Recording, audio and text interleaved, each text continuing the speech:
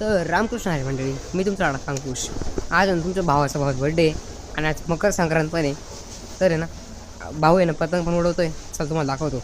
आणि कोणच्या भावाचा बर्थडे तुम्हाला ती पण दाखवतो. कोणी आहे भावाचा बर्थडे तुम्ही बघू शकता. मी पतंग जोरी मांडली. चला आता जाऊया आपण भावावर पतंग उडवायला.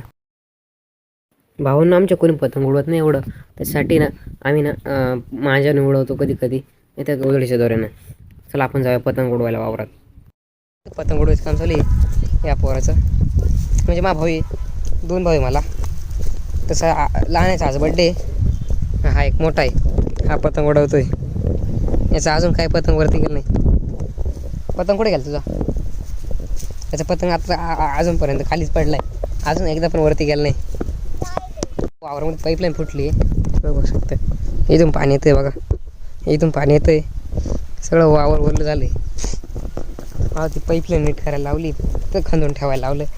मकर संक्रांत पण आहे आणि माझ्या भावाचा बड्डे पण आहे. आपल्याला आज केक पण आणायचा आहे भावाचा बड्डे. चल जाऊया आपण घरी. भाऊंनो केक आणलेला आहे, तुम्ही बघू शकता. तुम्ही बघू शकता भाऊ केक कापतोय. चला जाऊया. भाऊंनो बड्डे झाला आहे. आजसाठी एवढंच ब्लॉग. बाय.